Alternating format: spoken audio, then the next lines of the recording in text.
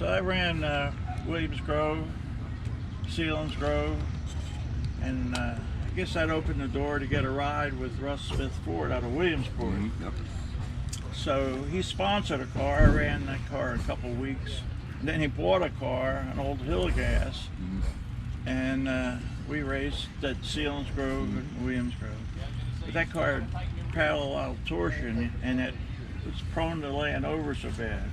You know, that it changed. Yeah, it dumped over on the right side. Yeah, never worked real well on a half-mile track. Right. We ran the big track at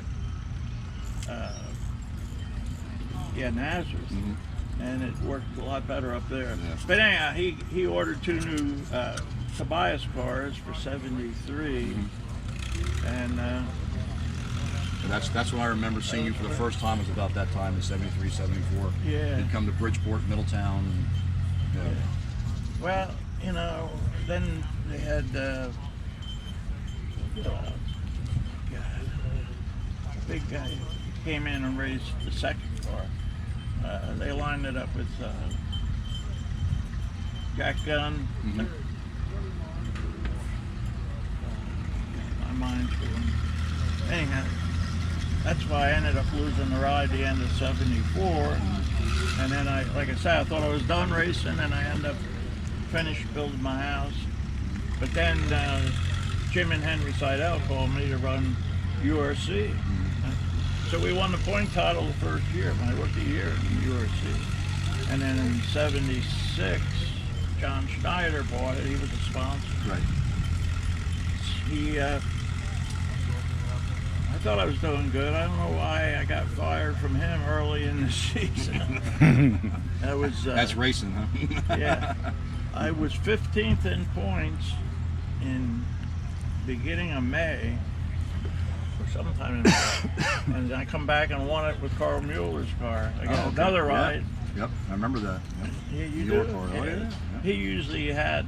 I think I got him his only championship because he usually had modified drivers. You know, he put in the seat. Yeah. All these different. Yeah, because he put I think he had like Wayne Rudiman in there once in a while. Oh yeah, Brad Hearn. Yeah, Hearn in there. Yep. Billy Pat. Yep, I remember that. Yep. I think Carl Van Horn got in that car once. He ran with Oh, the with Dad, I don't know the history. I remember right. Fuzzy got in. It was a good time. We got along well, and I won. I think I won his only point title because he was always Right. He was always getting fill-in drivers. Yeah. Hired guns. And he was a good mechanic. The car was not. I wouldn't say it wasn't as modern as some of the other cars we raced against. Right. So then you went modified racing after that. I remember you had the Gremlin 16. Yeah. Well, see, I had actually started building my own modified, a number 6 car. Right. I only ran that about 5 times because naturally you get a ride, you're going to take the ride. Right. Anytime. Cheaper. Yep. But I ran the car a few times, and it seemed to work well on a dry, slick track. Lee Osborne actually built the chassis. Okay, so yeah, kind of famous. Yeah. Oz. It worked good on a dry, slick track. Right.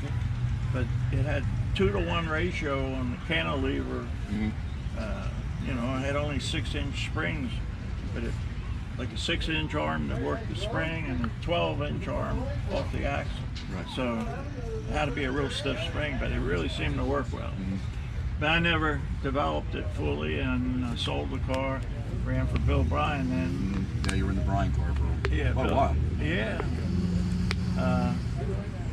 Yeah, that was good while it lasted. They were, you know, we won the point title at Bridgeport. You know, we're operating out of a 2-story barn with holes in the walls. Jimmy Horton, their shop was like a NASCAR shop. So that was real gratifying. Yeah. Yeah, that was Jimmy was a statewide then. Yeah, yeah. George Smith. Yeah, they had a little bit of money back then. Oh yeah. Yeah. You know, it was like they'd show up in Florida with 3 cars and a sprint car and a ramp truck and a flatbed. They had whatever. Yeah. But anyhow, the best win I had was the first one in cars with when Russ Smith owned the car at Penn National. I won it. Well, actually, Paul Pitzer passed me on the last lap coming off of turn 2, and I ran it hard into 3 as the last lap, and the thing stuck and really come off like a rock. Here in Victory Lane, the right rear tire was flat. it started losing air at the best of it. So you lost a little stagger and it helped. Yeah, I come off like a rocket. I passed Pitzer coming off of 4 in the last lap. Mm-hmm. But I didn't realize that, but Kevin Eckert, he has his race stats. Yeah, sprint car stats. Yep. Yeah. Yep.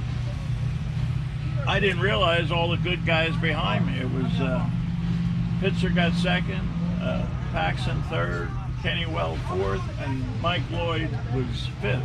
So there was some pretty heavy hitters you beat on that last Yeah, lap. I mean, Some Hall I of didn't Famers realize in at there. the time, Yeah. and now, 20 years, 30 years later, I remember.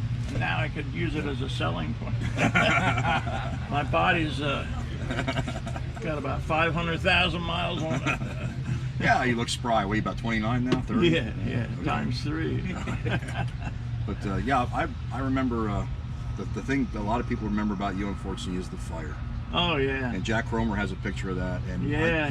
I see that picture shows up on Facebook, like on Sprint Car World, and they're like, "Oh, there's no way you could survive that." I said, "Well, yeah, he did because I see him at the racetrack every weekend. He did survive it." So I got burn marks. yeah, you got some. all over. Yep. But that was pretty bad. Yeah, that's another story. A Bill Bryan car. Mm-hmm. Bobby Weaver built it. The fuel tank, the way it was mounted, it had a bladder, but it was bolted to the torsion tubes. The cover plate is 6-inch tall, cast aluminum bulkhead, where I guess you call it the bulkhead, where the fuel line comes in and sucks the fuel out. Yeah, a guy blew a motor in front of me, and I squeezed between him and the wall, and it tore the rear bumper off. And when it did that, it was trying to tear the fuel tank away. Normally, the whole tank flies out. Right. Yeah, the tank jettisons. Yeah. Yeah. Well, it wasn't allowed to do that because it was bolted on that perimeter bolts of that big plate. Cast right crack in here, and then I did end over ankle on the cast. Squished all that fuel out. It was like a super gigantic fuel, like a nozzle. Because people were saying, "Oh, you're not running legal fuel. Alcohol don't burn like that." No, but under pressure. It sure does. Under pressure, it does. Yeah, even on the one picture, you can see the blue menthanol. It hadn't caught on fire. Yep. On that ball. Yeah. Anyhow, I came down and I got out quick and rolled on the track. And so I was in the hospital 30 days, and at home I couldn't do much. I had to wear those jopes. Yep. Yeah. Like long underwear, but they're because of infection. Yeah. Yeah. And then the end of the year for Bill Bryan in the same car. I mean, Bobby Weaver ran that car 2 weeks after that crash. They had to put a new seat in it, the upholstery, and a new, not a bladder, just that new bulkhead. And I bet they didn't bolt it in, did they? No. Now, I never checked how they have these mounted, but now they do. They did. So that was scary, everybody. And then I come back and was leading that race at Nazareth when they started 3 abreast. Yep. The same year, it was like the 3rd race after I started coming back after I got burnt. And at Penn, it was a National. I set 2nd fast time. We started in the middle of the front row, so we weren't involved in that crash. We were ahead of it. But I took off. I was leading the whole race. And I was getting oil blown out through the breathers. Here, they had a big block Chevy oil pump and a small block, and he never restricted the oil galley to the head, so it was putting too much oil. They knew it, and they just wrapped more rags around the breather. It lasted about another 10 laps, but halfway through it started really. Yeah, she ain't gonna, on that big track. She ain't gonna last long doing it. Well, then Van May come up. I had a straightaway lead on him, but then I slowed up because the oil. I'm wiping, and eventually my gloves and it's saturated with oil. I kiddingly said Bob Weaver's trying to kill me. The initial burn, and then the oil. And that was 10,000 to win. Yeah. And that was more money than King's Royal paid at the time. Yeah, that was a good paying race because I'm related to Ty from marriage, and Ty was in that wreck. Ty Scott. Yeah. And he was telling me that they were running big money shows back then. 50,000 win for the modifieds, Yeah. 10 grand. They were running. Liddy had some big money. I ran Bill Bryan's modified also, and they put all the emphasis on that car. Yeah. But for some reason, the rear ring and pinion broke in that about 20 laps in. So Right. They weren't happy then, and then when I had to pull off the track, I mean, I was getting hot oil in my eyes. Yeah.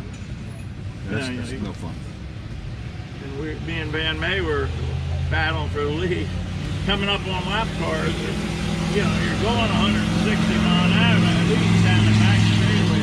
Yeah. Oh, It's like downhill into the tunnel turn. Yeah. That was the fastest part of the track there, coming off the 2, and you had that long, down in the tunnel. Yeah. Rich, was that a mile and a half? So Bill Bryan was upset. Yes. Yeah. Yeah, he was upset. You know, naturally, we had no contention in the 50,000 win the race, and then he thought we had that race. I thought I had it won, but I just couldn't endure it, and I stayed out longer than a lot of people. Yeah. But then my girlfriend at the time, that was an issue. But he used We won't go into that. Yeah. He, you know, that was the final straw on his mind. Right. That pulling off the track, So, pulling off the track with 4 laps to go. yeah, because you couldn't see. I probably ran it 5 laps more than anybody else would have. Yeah, they pulled it a long time ago. Yeah. I'm trying to remember you at the mile at Syracuse. You were up there in the 70s, right? You ran up there for the Schaefer race Yeah. in the Bryan car. At Syracuse. Yeah. Oh yeah. Yeah, you were there. It's Gary Gollub. You ran all the big We're here at tracks. the Lattimore County Yeah, Fairgrounds it's unreal. at the Eastern Museum Yeah. Yep. Motorsports Racing. I remember the the Nazareth Laser race, that Fair. was 3 wide, like this isn't going to end well. Yeah. And it didn't. No. In fact, Brian Seidel's supposed to be here in a little bit. He was involved in that. Joey Gravino. Joey Gravino. Yep. Ty was in it. You were in it. No, Ty was. Ty. I was sitting. Ty I Scott. was 19 years old, sitting in the grandstand. Yeah. Yeah, thinking this isn't going to be good. No. Well, but drivers meeting, it said everybody use your head, take it easy. Yeah. Well, yeah, how that goes. somebody. Yeah. That's like herding cats. Yeah. But man, like I say, that car that Bobby Weaver built, the one I got burned in, and ran in Nazareth. We took off from lap 1 and led it. And Van May and I were racing it.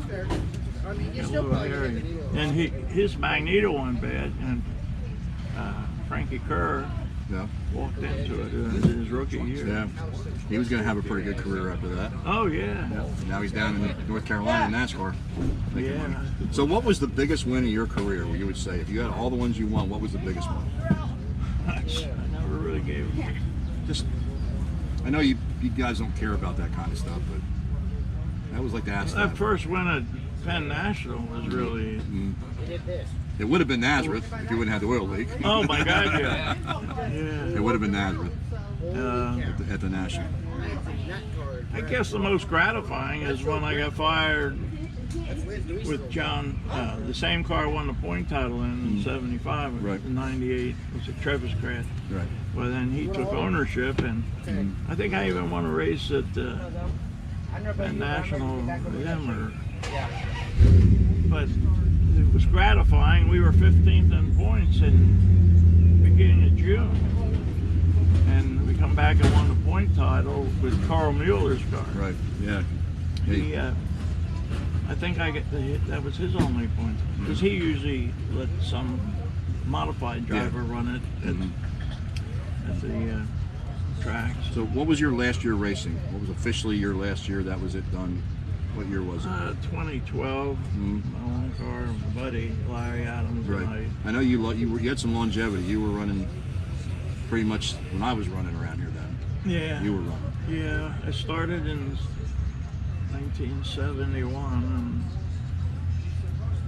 2012. That's the last time. Yep. So you had a Struggling. I had the garage fire. Yes, remember you had your garage caught fire. I remember that. Yeah. Yeah.